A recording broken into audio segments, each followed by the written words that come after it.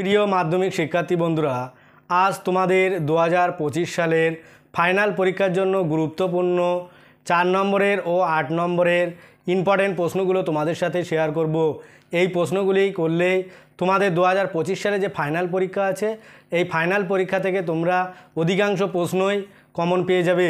বিগত বছরে যে পরীক্ষা হয়েছিল ওখান থেকেও কিন্তু আমার যে সাজেশান দিয়েছিলাম তারা হুবহু কমন পেয়েছিল। সেই জন্য এটা আশাবাদী যে তোমরা 2025 সালের ফাইনাল পরীক্ষাও ইতিহাসের যে 4 নম্বরের এবং 8 নম্বরের প্রশ্নগুলো তোমাদের লিখতে হয় ওগুলো এখান থেকে কমন পেয়ে যাবে। 4 নম্বরে তোমাদের 6টা প্রশ্নের উত্তর দিতে হয়, সেখানে আছে 4 6 24 নম্বর, আর 8 নম্বরে 3টে থাকে, তোমাদের লিখতে হবে একটা। এই যে 4 নম্বরে 8 নম্বরে বড় প্রশ্ন, এগুলো এখান থেকে তোমরা করলেই পেয়ে যাবে।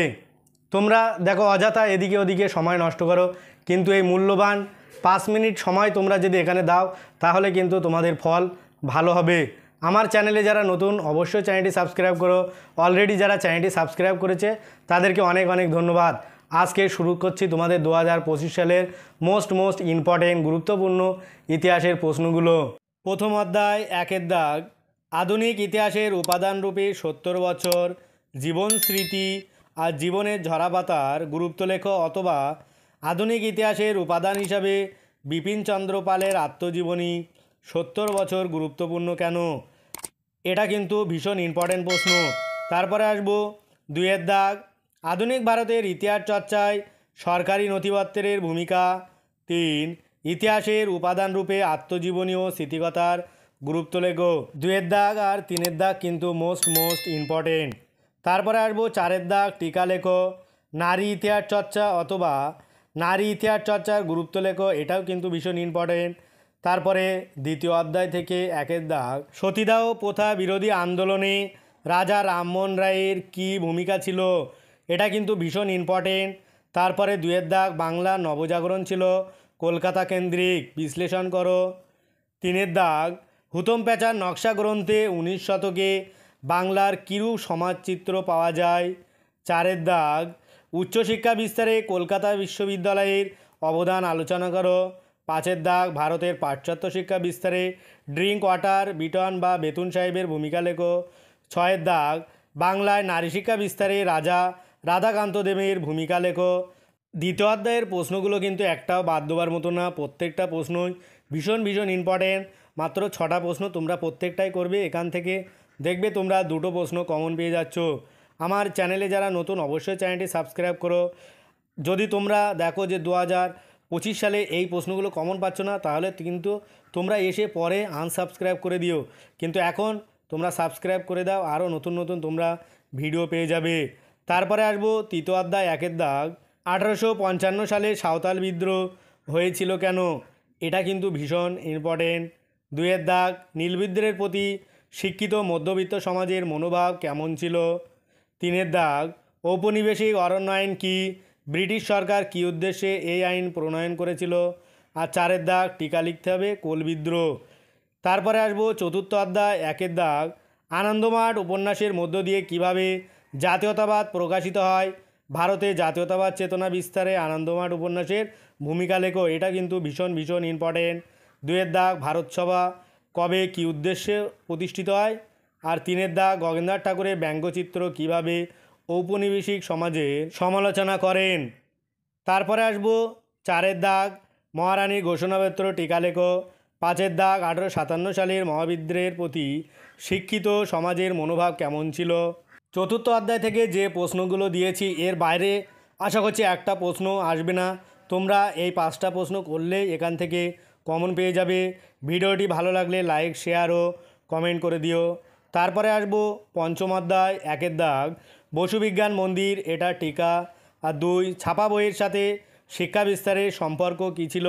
এ দুটো কিন্তু ভীষণ ইম্পর্টেন্ট। 3-এর দাগ, কারিগরি শিক্ষার বিকাশে বেঙ্গল টেকনিক্যাল ইনস্টিটিউট, যেটা BTI এর ভূমিকা। 4-এর দাগ, বিজ্ঞান চর্চা Indian association for the cultivation of সায়েন্সের অবদান লেখো। এখান থেকে 3 আর 4 কিন্তু ভীষণ ইম্পর্টেন্ট। 5-এর দাগ, বাংলার আধুনিক শিক্ষাদানের ক্ষেত্রে মহেন্দ্র সরকারের ভূমিকা কী ছিল? এটাও কিন্তু ভীষণ ইম্পর্টেন্ট। তারপরে আসবো 6-এর দাগ, মানুষ প্রকৃতি ও শিক্ষার সমন্বয় বিষয়ে রবীন্দ্রনাথের চিন্তা ভাবনার পরিচয় দাও। এখান থেকে যে কটা প্রশ্ন দিলাম প্রত্যেকটা প্রশ্নই কিন্তু মোস্ট ইম্পর্টেন্ট।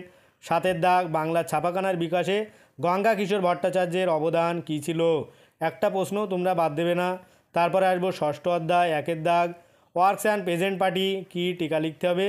আর 2 মিরাট ষড়যন্ত্র মামলা, এই দুটো টিকা থেকে একটা টিকা তোমরা কমন পেয়ে যাবে। 3 দাগ বারদৌলি সত্যাগ্রহের পরিচয় দাও। 4 বঙ্গভঙ্গ বিরোধী আন্দোলনে শ্রমিক শ্রেণীর ভূমিকা লেখো। 3 আর 4 কিন্তু ভীষণ ইম্পর্টেন্ট। তারপরে আসবো 7ম অধ্যায় 1 দাগ দলিত আন্দোলন বিষয়ে গান্ধী আম্বেদকরের বিতর্ক নিয়ে টিকা লেখো। 2 দাগ সশস্ত্র বিপ্লবী আন্দোলনে নারীদের যোগদানের চরিত্র বিশ্লেষণ করো। অথবা আছে ভারতের সশস্ত্র বিপ্লবী আন্দোলনে ছাত্রদের অংশগ্রহণ উল্লেখ করো। এ দুটো প্রশ্ন কিন্তু ভীষণ ইম্পর্টেন্ট। 3 দাগ বাংলার নমশূদ্র আন্দোলন সম্পর্কে লেখো। 4 দাগ অসহযোগ আন্দোলনে নারীদের ভূমিকা ছিল, এটা কিন্তু মোস্ট ইম্পর্টেন্ট। তারপরে আসবো 7ম অধ্যায়ের 5 দাগ বঙ্গভঙ্গ বিরোধী আন্দোলনে নারীদের ভূমিকা কী ছিল, এটাও কিন্তু মোস্ট ইম্পর্টেন্ট কোশ্চেন। তারপরে আসবো 8ম অধ্যায় 1 দাগ উদ্বাস্তু সমস্যার সমাধানে ভারত সরকার কী উদ্যোগ গ্রহণ করেছিল। তারপরে আসবো 2 দাগ দেশীয় রাজ্যগুলি ভারতভুক্তির ক্ষেত্রে সর্দার বল্লভভাই প্যাটেলের ভূমিকা কী ছিল, এটা কিন্তু মোস্ট ইম্পর্টেন্ট, আর এটাই কিন্তু পড়ার আসার সম্ভাবনা প্রবল। 3 দাগ নেহরু লিয়াকত চুক্তি কী। 4 দাগ দেশভাগ উদ্বাস্তু সমস্যা, টিকা লিখতে হবে। 4 দাগটা কিন্তু এই দুটো থেকে মোস্ট ইম্পর্টেন্ট। 4 দাগ 5 দাগ হায়দ্রাবাদের ভারতভুক্তি কীভাবে হয়েছিল। 6 দাগ জুনাগড় কীভাবে ভারতের অন্তর্ভুক্ত হয়। এই দুটো থেকে একটা প্রশ্ন তোমরা 100% কমন পেয়ে যাবে, খাতায় লিখে নিতে পারো। যে প্রশ্নগুলো আমি বললাম এগুলো তোমরা খাতায় লিখে নাও, আর এই প্রশ্নগুলো তোমরা এখন থেকে প্র্যাকটিস করা শুরু করে দাও। এই প্রশ্নগুলো করলে তোমাদের কিন্তু আর অন্য কোনো প্রশ্ন করার প্রয়োজন হবে না, সেই জন্য এইগুলোই তোমরা এখন থেকে প্র্যাকটিস করো, দেখবে মাধ্যমিক পরীক্ষায় তোমাদের আশানুরূপ নম্বর তোমরা পেয়ে যাবে। এরপরে আসবো 8 নম্বরের প্রশ্ন। তোমাদের 8 নম্বরের প্রশ্ন 3টে থাকবে, তোমাদের লিখতে হবে একটা। আরও নতুন ভিডিও পেতে কমেন্টে অবশ্যই জানাবে।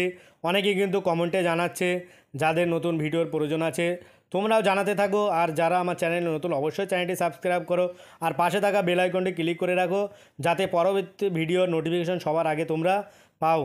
আর ভিডিওটি বেশি লাইক ও তোমাদের বন্ধুদের সাথে শেয়ার করো। 8 নম্বরের যে প্রশ্ন 1 দাগ শিক্ষা বিস্তারে পাশ্চাত্যবাদী ও প্রাচ্যবাদী বিতর্ক কী, উচ্চশিক্ষা বিকাশে কলকাতা বিশ্ববিদ্যালয়ের ভূমিকা আলোচনা করতে হবে। আর 2 সশস্ত্র বিপ্লবী আন্দোলনে নারীদের ভূমিকা বিশ্লেষণ করো। এই যে দুটো প্রশ্ন 1 আর 2 এই দুটো কিন্তু মোস্ট ইম্পর্টেন্ট। তারপরে 3 নম্বর একটা টিকা লিখতে হবে নীল বিদ্রোহের কারণ, গুরুত্ব আর প্রেক্ষাপট সম্পর্কে তোমাদের বিস্তারিত কিন্তু আলোচনা করতে হবে। আর 4 দাগ মহাবিদ্রোহ যেটা 1857 খ্রিস্টাব্দের চরিত্রে বিশ্লেষণ করো। এটা মোস্ট ইম্পর্টেন্ট, তোমরা খাতায় লিখে রাখতে পারো, 100% এটা কমন তোমরা মাধ্যমিক পরীক্ষায় পেয়ে যাবে। 5 দাগ ঔপনিবেশিক বাংলায় বিজ্ঞান ও কারিগরি শিক্ষার বিকাশে সংক্ষিপ্ত পরিচয় দাও, অথবা টিকা লেখো বাংলায় কারিগরি শিক্ষা বিস্তার, এটাও কিন্তু ভীষণ ইম্পর্টেন্ট প্রশ্ন। তারপরে আসবো শেষ প্রশ্ন 6 দাগ ভারত ছাড়ো আন্দোলনে শ্রমিকদের ভূমিকা বিশ্লেষণ করো। ওয়ার্কস অ্যান্ড প্রেজেন্ট পার্টি সম্পর্কে একটি টিকা লেখো। এই যে তোমাদের 8 নম্বরের 6টা প্রশ্ন দিলাম, এই 6টা থেকে তোমরা প্রথম 5টা করলে এখান থেকে তোমরা 2টো প্রশ্ন নিঃসন্দেহে কমন পেয়ে যাবে, আর তোমাদের কিন্তু লিখতে হবে একটা প্রশ্ন। আজ ভিডিওটি এই পর্যন্ত, পরের ভিডিও পেতে চ্যানেলটি অবশ্যই সাবস্ক্রাইব করো, আর পাশে থাকা বেল আইকনটি ক্লিক করো। সকলে ভালো থাকো, সুস্থ থাকো। ভিডিওটা শেষ পর্যন্ত দেখার জন্য সবাইকে অনেক অভিনন্দন।